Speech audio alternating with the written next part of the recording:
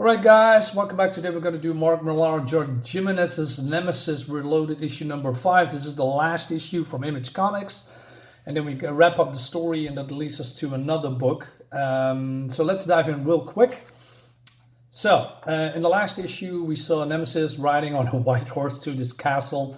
So we have some guards, and I must say I love the designs here.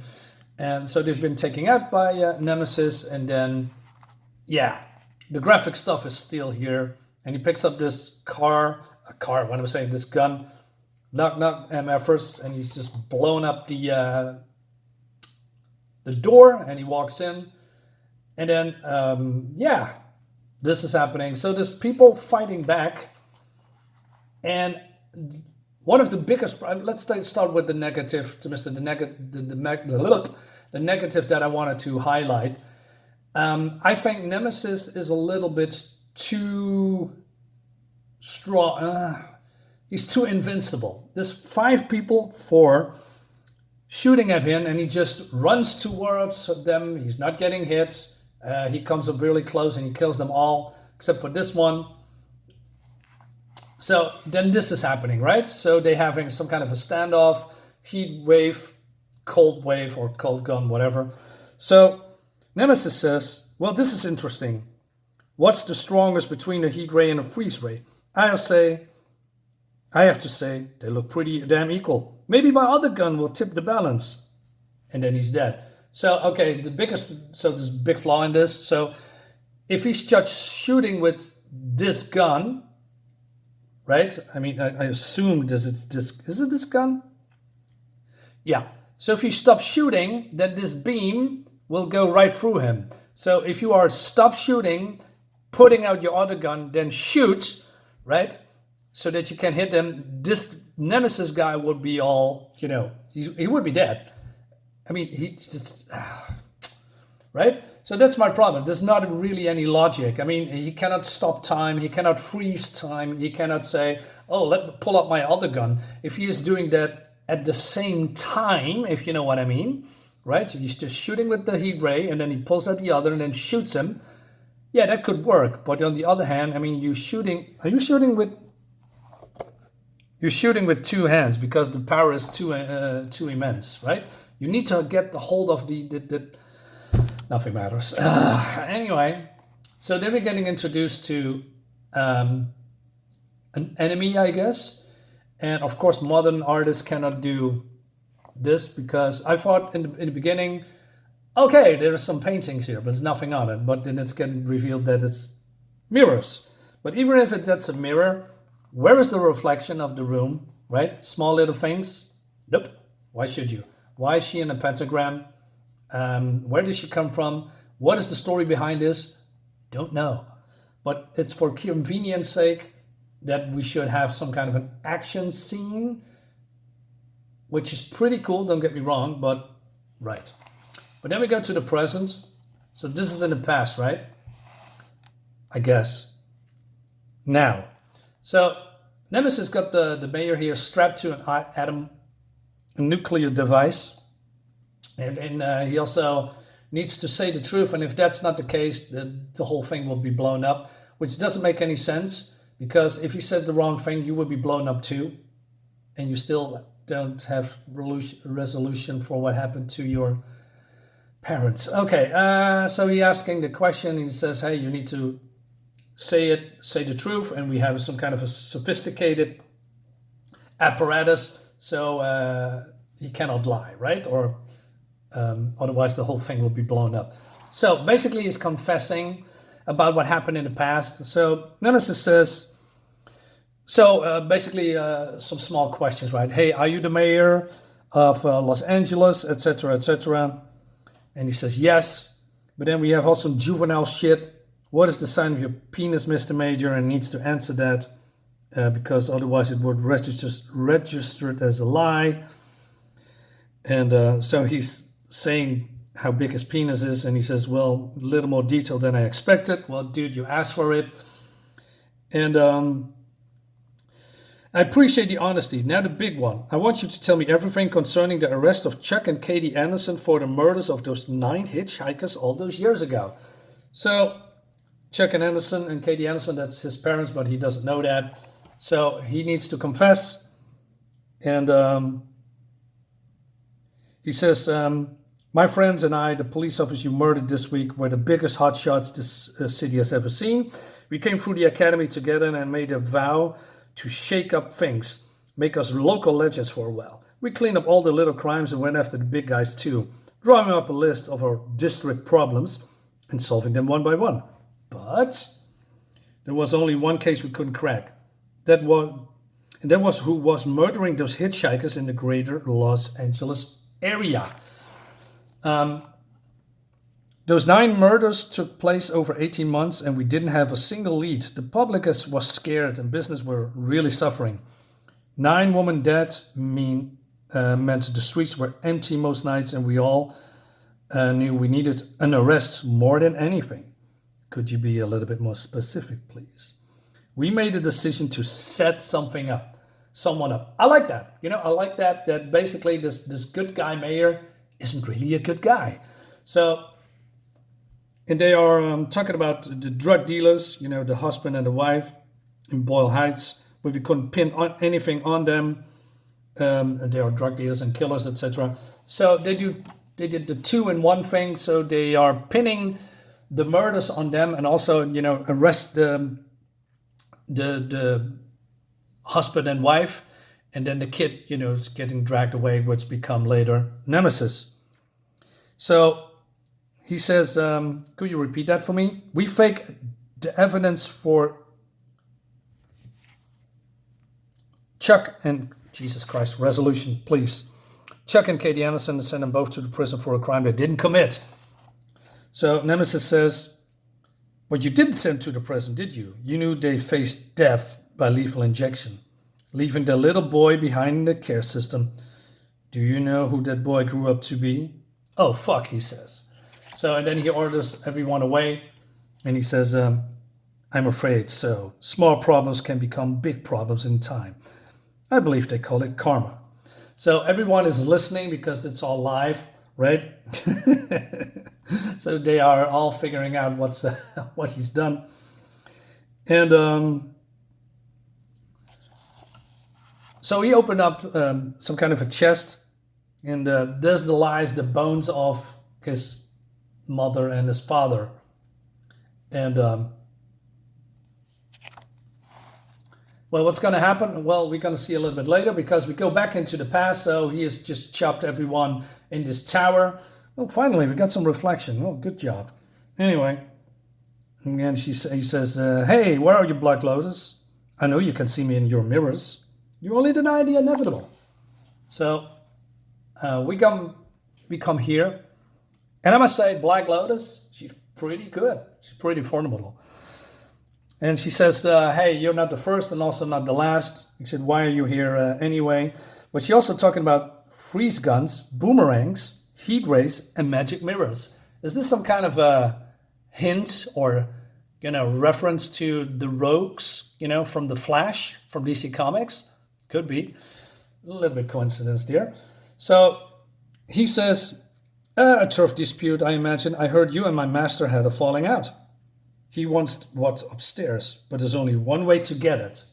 Interesting. So then she dives into the mirrors. I'm not sure she could do that, but maybe that's because she was, standing in a pentagram. Maybe she did some deal with the devil. I'm not entirely sure. Or these are the magic mirrors that she's talking about. And he says, okay, that is just cheating. Don't worry, I haven't gone far. I'm just locking the door so you can get away. So he's shooting, and she diving back and forth into these magic mirrors. And I must say, he gets his ass whooped. And this looks really, really good. I don't know, the green color scheme looks weird. I mean, what is there that makes it all green? That's one of my biggest gripes with modern colorists. They are just smudging everything that they see, think, oh, this is cool, but there's no real reason or something that is in the room that emits green light, right? Is there some braziers that has some magic green flame in there? That would have made sense, but it's not. I mean, why isn't Nemesis has green color over it? Why does she have it? I don't know. It doesn't make any sense. It's just, yeah, let's do whatever we want and there's no consequences. There's no reason. Just do it. Don't ask questions, Marinus. Just consume products. All right. So, yeah, he gets his ass kicked and then, finally, there is someone that can stand against him, because that was, like I said, one of my biggest gripes in this comic, that, like I said before, he's too invincible. He can run through bullets. He doesn't get hurt. He smiles all the time. He gets everything done. But now this woman here finally is, making him suffer and bleed. I like that. And he's in real big trouble. But then she makes a mistake. She tries to pull him into the mirror, but then he uses the freeze ray gun, and he says, where are you aiming the freeze gun, you fool? I'm over here. Actually, you everywhere. And then he does this, and now he has captured her. And she says, very clever. Thank you, and beheads her. Now, how did you know that? What was the reason that you figured that out? I don't know. There's no explanation. Let's move on. Like I said, he has an answer for everything. I mean, he's basically Batman, but then better, right? According to the writer Mark Millar, or Miller. I mean, I like Mark Millar, right? He can write pretty good stuff, but, this is not his best work, in my opinion. So, yeah, he just kills her. But why is this here? Only for, region dispute. But I must say, I like the action. But, him being a little bit too clever, too invincible makes me, not really liking this series a lot in the end. So, remember the old guys from, in the other comics that he is blackmailing to work for him? Well, so they say, hey, what happened to Major Costello in the end? Did your man kill him, sir? No, that'd have been far too quick. I wanted to reflect on what he's done, so we gagged him and locked him in a box with my parents' corpses. It's pretty dark. He's tied up in the floor city hall right now, trying to scream, but nobody can hear him. All right. What about this henchman you hired? So they are running rampant in the city, and they also take a dig at, modern problems in, Chicago and other parts of America that has been overrun by people, homeless people, criminals and all that stuff, and police can do nothing about it. They just can't because they're understaffed. Hey, defund the police, am I right? Fucking socialist.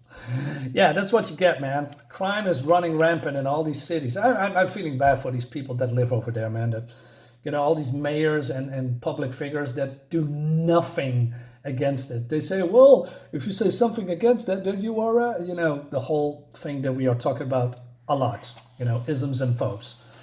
You can say that, although people are getting mugged, killed, robbed probably on a daily basis in those cities. I really don't get it, man, but I feel bad for these people. Anyway, so it seems that he has some kind of an alias, so this is not his real face. So this guy, he has taken over the how do you say, the face and the personality of a guy called Fabrice Dubois, right? Yes, I got alter egos all over the world, but Fabrice is far my most well constructed. So basically he is, do you know Batman's Matches Malone alter ego? That was a great one, by the way. Matches Malone's a great character. So I believe he's doing that for reasons, right? So he uses a lot of money. I'm not sure why he's doing this, but it's not really that important. So basically they say, hey, so it's all tied up perfectly, Mr. Anderson, and every loose end in a little bow. Well, except for one. Who really killed all those hitchhikers 20 years ago? Who stood back and let my parents take the blame for the crimes? Oh, shit. So, yeah.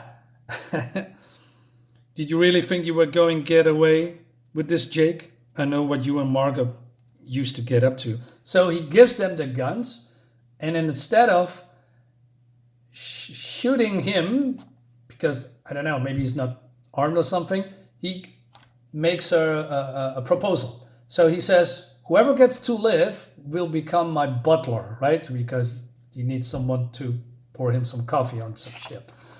So, and she immediately shoots him. And she says, holy shit, Margot. It was him or me, boss. And it sure as hell wasn't going to be me. That was unexpected, but, also not, right?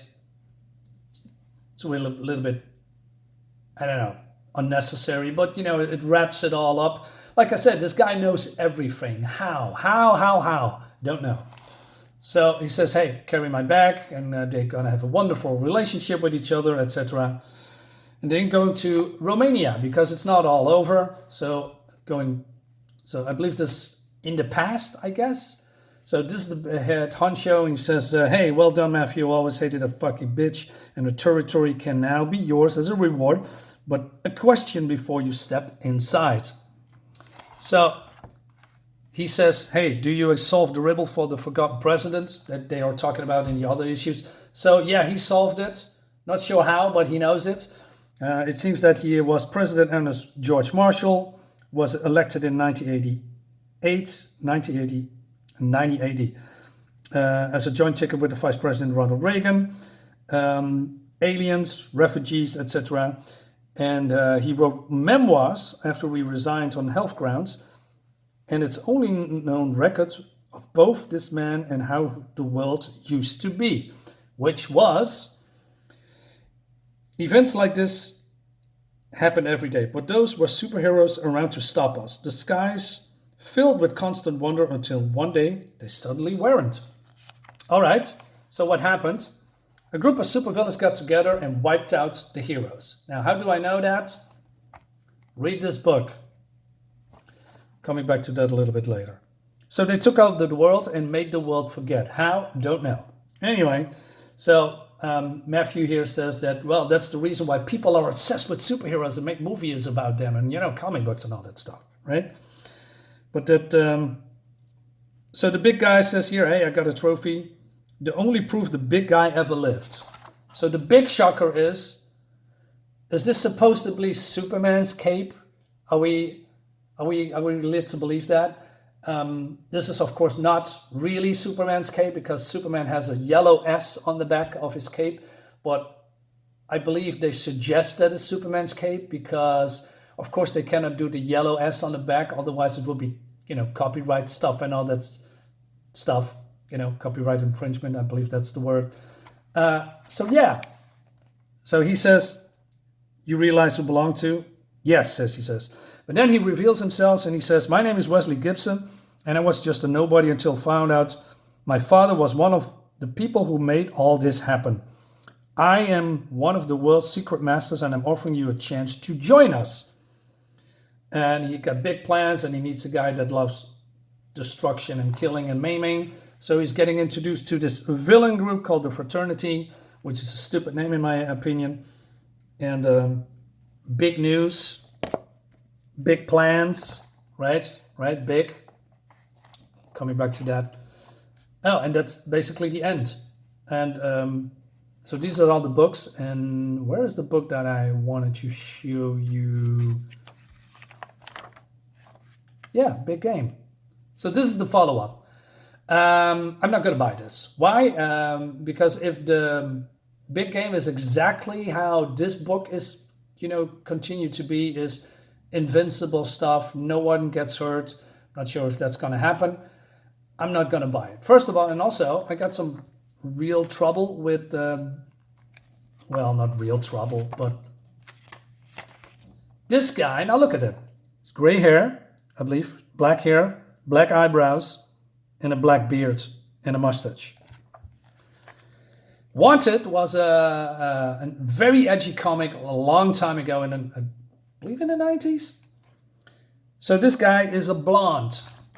Why is he looks totally different, by the way. Okay, but that is not my biggest gripe. The biggest gripe that I do not buy Big Game is because I read a couple of, I've seen a couple of pages. Now, I hope you can see this. Now, if you look closely, you see all these dots, even in his face. that's, I call it an eye strain filter. Now here is not really present. It's not much here. It's using very, very sparingly. Good. But in a lot of other books, and also especially in big game, the Photoshop guy decides to have this dot pixel-eyed strain filter all over the fucking pages. Not in every page, but a lot of pages. And I cannot stand this filter. I do not know why people, modern colorists, Photoshop guys, are doing this. It doesn't make any sense. It's an eyesore, also in the face. Why? So you can say, well, this is not a really big problem. Well, it is if you're going to blow up all these dots and smear it all over the page. Now, you can say, well, Marinus, that is a little bit nitpicking. Yeah, maybe, but I disagree because it doesn't belong here in this comic and in comics in general. It doesn't add anything. If you just put out these dot filter, it would have been fine. What does it add? It adds nothing, absolutely nothing, especially if you not smear it all over the page for a couple of times. I'm not going to buy that. I mean, I'm going to be irritated and frustrated about that because I want to have clean, nice art, as you see here. Don't smear all this Photoshop bullshit in front of my face. So yeah, overall, I'm a little bit disappointed. There's some nice things, with the wrapping up of the story, with the major. I like that, but Nemesis being too invincible, yeah, no. So guys, let me know what you think about this comic. See you next time. Bye bye.